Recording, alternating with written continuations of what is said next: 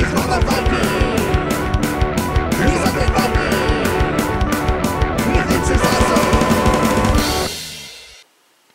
everybody, it's me, Undead Viking. I'm here to do another video review for you.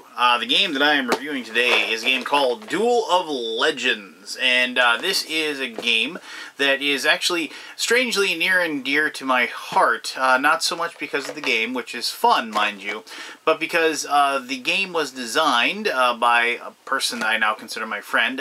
His name's Adam, and Adam contacted me about doing a review for his game, and the first thing I noticed was that Adam lived in Minot, North Dakota, which is where my mother's parents lived for years, and I spent a lot of time in Minot, North Dakota when I was growing up. And so when he mentioned that, I was like, well, heck, I gotta check this game out at the very least because, well, this is where my grandparents were, and I always used to go up to that little spot in the middle of nowhere, and, well, it's not so much in the middle of nowhere, but there's like an Air Force base there. And that was like the one, and it's still there. And it's like they always talked about closing that Air Force base. And during the Cold War, and this has nothing to do with the game, I do these things every once in a while, but during the Cold War, and I grew up during that era, like the idea of nuclear war was very real. They always talked about the fact that the Minot Air Force Base, had, bombers and what have you there. And also around that area, there were tons of nuclear missile silos, and there still are. And my grandfather actually ran a company that contracted to, like, maintenance for those silos and things like that. And so I actually got to go to some missile silos when I was a little kid. And it was probably not legal for me to be there, but my grandfather took me, and it was pretty cool. So, anyway, little glimpse into my past, and Duel of Legends, though. Duel of Legends is a game, it's a head-to-head game, but that you can play with lots of people. It is a game that, has its roots in head-to-head card game play, a la Magic and things like that. You're going to notice a few similarities, 20 health, playing spell cards, things like that. But you're not really building anything up. The game is more of a, well, like a really bloody card play, for lack of a better term. I'll show you how to play in a second, but basically, you start off, you're given a character that you're going to be played, you're given a weapon, and you're given a handful of spells. And then you're going at it, and you're just attacking each other, and like if there's multiple people, you're like attacking anybody on the table.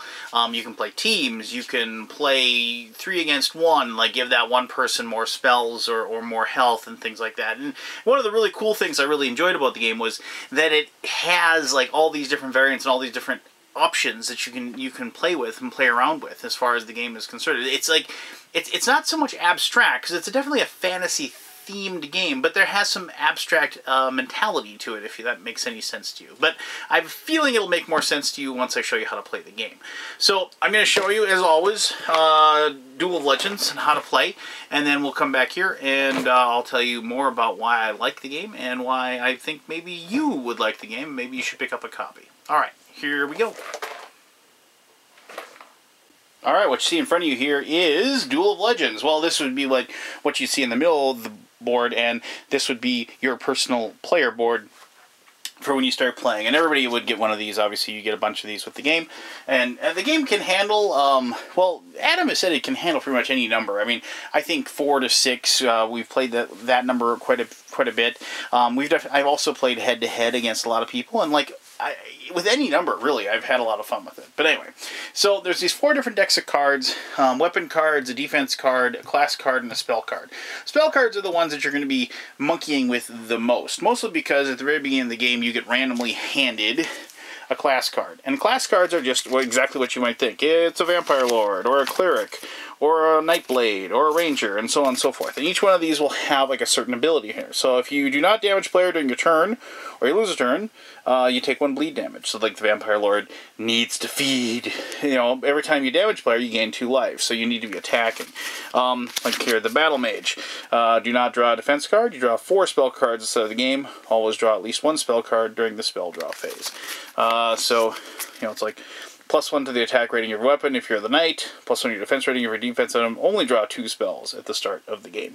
And so all these, like, obviously, you'll notice you are just a knight. You're not Sir Billingsley or anything like that. You're not Friar John. You're just a cleric or whatever. So There you go. I mean, the game is pretty straightforward. The one guy I like playing the most is the aforementioned Vampire Lord. So we'll just go ahead and take him for me, even though it won't really matter. I'm just showing you exactly. So I'll play the game. So you take one of those, you put it to the side. I'm a Vampire Lord. And then each person gets a defense card. And as you can probably guess, this is going to be something that you're going to use to defend yourself. And so, like, Scale Mail. Here's the defense rating. It's a 7. And then +1 to the attack rating of your current weapon. So it has that extra ability. And this is the type of, this little symbol over here will tell you, like, what kind of material the item is actually made out of. Like, you know, for example, let me find one here. Like, here is a chainmail coif. And you can see that means it's made out of metal. And here is a wooden shield. As you can probably guess, it's made out of wood.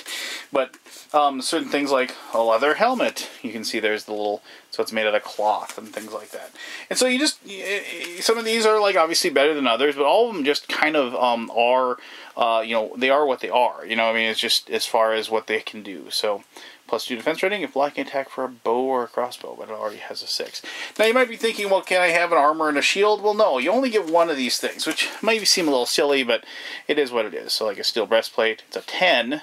Oh, but you're not really good with the weapon. So anyway, you can kind of get a good idea. So let's just take one of these at random. Let's see which one I get. And I got, yay, I got the leather boots. And so it says it has a 3, +1 to the attack rating of your current weapon, and reduces its refresh rate by 1. Well, that's pretty awesome, actually, and I'll explain that in, well, right now. So here, these are the weapons that you're going to be getting. And weapons are cool because, obviously, they're used to attack your enemies, but they have a few different things. They tell you the attack rating here, they tell you what they're made out of, and this refresh rating is like a 2, meaning that you can attack with it, the next turn you can attack with it, then you can again. And so, it's a flail, +2 to attack rating if defended. And some weapons, let me see if I can, let me find one here. Okay, some weapons can actually defend. Let me hear. Yeah, here we go. So like the staff actually has a defense rating. Staff can use as a defense item. Defense rating is equal to current attack rating +2. And so that's actually, some weapons actually give you that extra little ability to defend. So let me just go ahead and draw one of these at random here. See what I get. That's a pretty good one, actually. And it's going to work well with my boots, because the Claymore has a 7 attack rating. It's made out of metal. Has a 2 refresh. But because my boots, remember, I get a -1, so I can attack with the Claymore every turn. So Claymore can be used as a defense item. Defense rating is equal to its current attack rating, affected by spells targeting defense items. So, you know, it's a pretty good start, actually, you know, as far as the items. And one of the cool things about this game is as you start to learn what things do and what you have powers and so on and so forth, other players will start saying, well, we better get the Vampire Lord out of the way as soon as possible. So, at the beginning of the game, you start, depending on, unless the character tells you differently, you start with 3 spells. Like, you notice, remember I showed you the Knights start with 2, Battle Mage starts with 4, and so on and so forth. When you do a spell draw, you'll reduce this crystal down finally to 0. So like first time you draw spells, after you get your starting spells, you draw 3, next time you'll draw 2, next time you'll draw 1, and then finally 0. The Battle Mage and the Wizard never get down to 0. They always just add 1 to whatever this thing is. So it would go 4, 3, 2, 1. So even if they got down to there, now notice, you're not going to live very long in this game, so don't think this is going to happen a lot. But your spell draw obviously will not, if you do get down to 0, you still get to draw 1 if you're a wizard or a battle mage. And so you hand these out, and here, I'll just take the top 3, see what I get here. And so, this is a pretty good combination. We have a Mind Spike. It's an instant spell. It's, you know, you cast and it's interrupt, so if somebody casts a spell on me, I can use this. Target player cannot use a spell card for 1 turn, or play Mind Stake as an interrupt and counter a spell targeting you. Alright, that's pretty good. And a Lightning Bolt. Deal 5 lightning damage as a single player, plus 5 damage if target player has a metal item in play. That's where like the Claymore and the metal armor goes. And Lightning Bolt can be defended, so you can defend against it. And finally a Force Field. You cannot be damaged for 1 turn. Force Field can be played as an interrupt. So a lot of these things are like awesome. Like those are all instant spells. I'll show you like a spell that actually has like a permanent ability. So like this one, you cast it, the All-Seeing Eye. all their players play with their spell cards face up, so that you can actually see what they have, and they can't do it. Death Ward.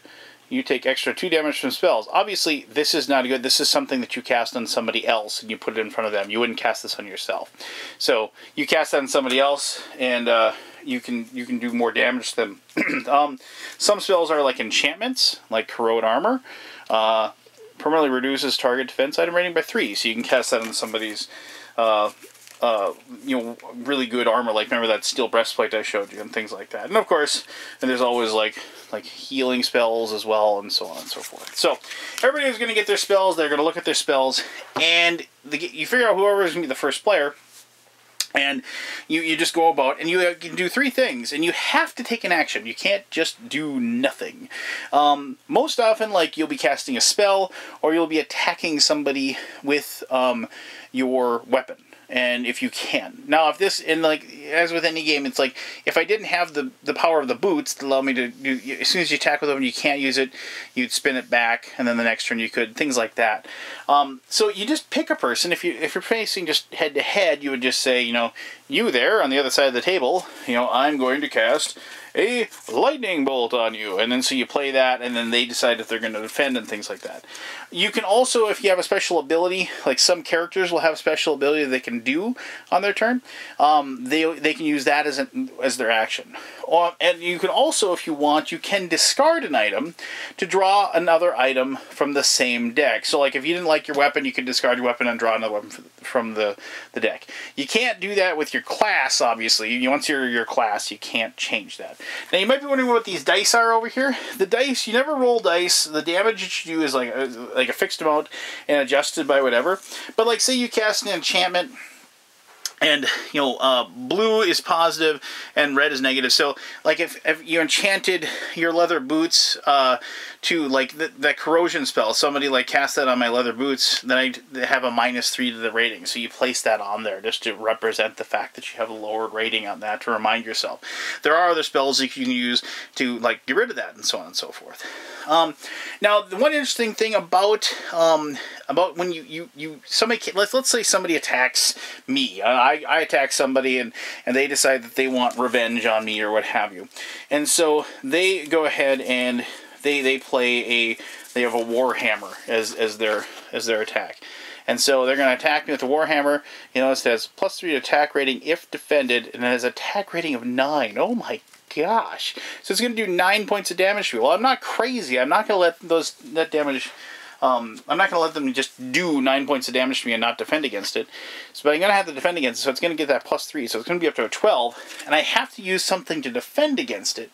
And so what I can do is I can either use my Claymore, like it says it can be used as a defense, and its attack rating is 7. So that would be a defense of 7. Or I could use my leather boots, and there would be a defense of 3. Well, you actually deduct the defense from the attack, so I'd either take 3 from 12 or 7 from 12. Well, I'm going to take 7 from 12, so I can go ahead and just only take 5 points of damage. As you can expect, then you would just reduce that down like so.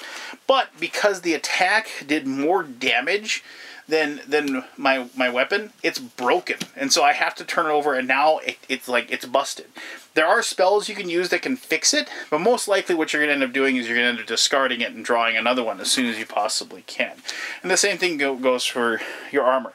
Hopefully you'll live that long and to actually do it. But the nice thing about the Vampire Lord is if I attack somebody and do damage, I actually get to heal some. And so there's a really good chance that I'll still be able to, survive a little bit longer and take care of that. Other than that, that's really all the rules. That's kind of one of the really awesome things about this game, is that the rules are really basic, but the card play has like lots of different values, lots of different depths, and a lot of interesting choices to be made during the game. Plus, like as I said, you're playing against other people, and so you're matching wits with other people. And obviously then, it isn't like you're just playing a solid game of solitaire against somebody. You are actually trying to outwit them and trying to deduce what their plans are, and you're trying to, just technically be smarter than they are as far as the game is concerned. But there you go. That's a real basic overview of how Duel of Legends is played. But it's a lot of fun. I've been having a lot of fun playing it. But let me tell you more about that in my conclusion. Alright, so there you go. That's how you play Duel of Legends. Like I said, it isn't really all that difficult. I mean, the fun part about the game is, like, actually, this is weird for me, is that the fun part of the game is actually when you start learning all of the spells and all of the items and everything that's in the decks. And so you can kind of have an idea of what possible defenses people might be busting out against you, what possible different attacks they might be using, what you can hold on to, what you should get rid of, those types of things. And then when the game kind of finally opens its entire self up to you, it's really fun. Not so much the solving of the game, because you can't really solve a game where you're playing head-to-head against people. I mean, it's just, you can't, you know, like, for lack of a better term, it's like you can't pry open somebody's head and figure out exactly what to do when they're battling you. So I've talked in other reviews about how I don't like once a game is solved for me. I don't want to know exactly what I should do in every step of the turn. But in this game I don't, because I have no idea what people have in their hands. I don't know what they're going to be like. Possibly, are they going to attack me? Are they going to attack somebody else? And things like that. I really like the aspect also that it's one of those games that's really quick to teach. You know, it's quick to learn too. I've played this with my daughter. She thinks it's really fun, especially when she's able to beat her dad in a spell war. I really think the game is one of those like smash and grab type games. Set it up. Here's your card. Here's your weapon. Here's your spells. Let's play. And then you're ready to go in about 5 minutes. It's that perfect warm-up game. You play, you know, best 2 out of 3 or something like that with two or three other guys, and then you're waiting for that 4th guy to show up so you can play Madeira or whatever it is that you're going to be playing for the next 3 hours. And it just kind of warms up the evening. So, I mean, for all those reasons, I mean, plus the fact that the guy is from where my grandparents lived, I found myself really enjoying the game, despite the fact that it wasn't heavily scripted out for me. And by what I mean that is that, like, the characters, like, lots of different games you play, like, it's like, oh, and here's, you know, Zanzel, the elven rogue, you know, and then they have a little blurb underneath his name, you know, it's like, I'll never forgive them for what they did to my father, you know, just stuff like that, right? And it gives you this little backstory for this guy and whatever, but that doesn't exist in this game. I mean, you're just a ranger, you're just a vampire lord, you're a battle mage, and you're just those basic things. And then but as I played the game, we slowly kind of started coming up with stories and names and backstories and ideas for our characters. And actually we had a lot of fun with that. You know, and like we would come up with, if somebody was having just couldn't get a card that worked well, or was just getting picked on for everybody else, you know that particular thief became, you know, John the Unlucky or something, you know, and it was one of those things where we just had a lot of fun with the openness of the game. And plus, like, I know a lot of people, like, with direct conflict games where you're attacking, they're always worried about, it's like, oh, well, it's like, it kind of stinks of player elimination and things like that. And I guess, you know, I understand that kind of does, but the game doesn't last very long. You know, it is a very quick game. It is a game that you can turn over quickly, and just, and it's also one of those games, once you're done, we would almost immediately want to play it again, you know, just for revenge purposes, or just, you know, like, hey, let's go, or maybe this time let me pick a character out of the deck, and that's the last thing I'm going to say is, like, how versatile the game is, and how everything about it just kind of, like, is whatever you want it to be. Like I said, you can play a game where you could give one person, you know, 40 hit points and give them a hand of 6 spells, and you could have 2 people fight that one person, and then they have to pick which one they're going after. And then, you know, or, you know, like, that's like that 2-headed giant play of like Magic, I think that's what it's called. I'm not sure. But, you know, or you can play a thing with, you can have, you know, 6 people, and it's just a big giant free-for-all where everybody's going at it. You know, and you can have a tournament thing where it's like, you know, okay, everybody's split up, we're going to do a round-robin tournament. Whoever's at the best record after 5 matches, you know, see who wins, that kind of thing. So I enjoy the fact that the game has this wonderfully well put together mechanic of the battle and the spell draws and so on and so forth, but it kind of leaves, but it doesn't make you play in a certain way. And so and my friends and I we've had a lot of fun playing the variants that Adam has come up with for the game, but also just experimenting with the game ourselves and going off and just coming up with different ways. I have a couple of people in my gaming group, they can't get through a single turn of any game without saying, you know, this game was fun, but it would be a lot better if we could just do this. And it's like a lot of games I play, you know, it's just like, no, you don't just change the card draws, or you don't change how the dice rolling works. You know, this is how it's played. You know, but this game, it kind of opened, and Adam has said that. Yeah, play the game however you want. You know, if you think the game would be more fun doing that, then go ahead, play it like that. And that kind of mentality and that openness to the game is kind of refreshing for me. So, well, there you go. That was Duel of Legends. You go ahead and check that game out. And like, if you think this would be something that you and your friends would have a blast trying to slaughter each other on a battlefield, well, then go ahead, pick it up. All right.